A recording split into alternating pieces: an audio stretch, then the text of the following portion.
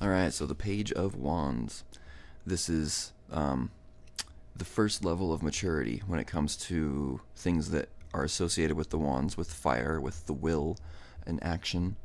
Um, this is another one of those court cards where the character appears to be gigantic. He seems to be, I mean, at first glance, it seems like just a guy looking at this wand in wonderment, and it is, but he's also huge. It's a very intense energy. It's a much bigger energy and maybe even more powerful than he realizes. I think that's one of the essences of this card, is just the fact that the willpower is far more powerful than people realize, I think.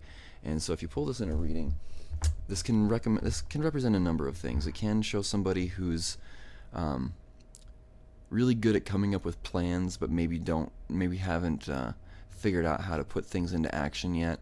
It's somebody who doesn't quite realize the power and the value of his own willpower and his actions.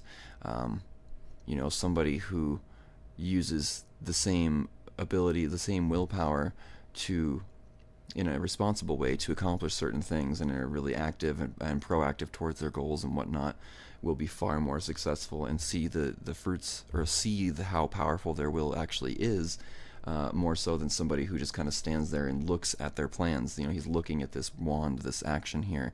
He's not ready to take action yet. He's just kind of like, hey, this is a new plan. This is a new thing that I could do. So it could sometimes represent something, a new action that can come, although it's usually the ace that represents something new. But it does have to do with a plan of action, and it's a kind of not very well thought through yet. But it is at least the beginning of something. And I think one of the deeper levels of symbolism here, we see this blue, clear sky, and actually these pyramids, the three pyramids behind, sitting underneath, right at his feet. I think that is kind of pointing towards some of the deeper mysteries involving the willpower and the idea of magic and whatnot. And this, again, is somebody who has recognized that power, who has begun to recognize this wand, the power of this wand, but maybe doesn't know how to use it yet, or maybe just isn't quite mature enough to know how to use it yet. But it is clear that in order to take actions that are going to have any real reward or bear any real fruit, first you have to have clear skies, clear emotions, a clear picture of what it is you need to do, a clear idea of what it is that you need to do. At that point, you can apply this wisdom that the three pyramids are representing here. But that's another discussion, again, getting a little off track here. So basically it just has to do with actions, just kind of new actions.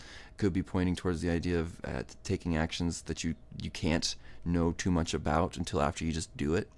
But it's the very young, fiery energy of being ready to act on something, but maybe not actually doing it quite yet.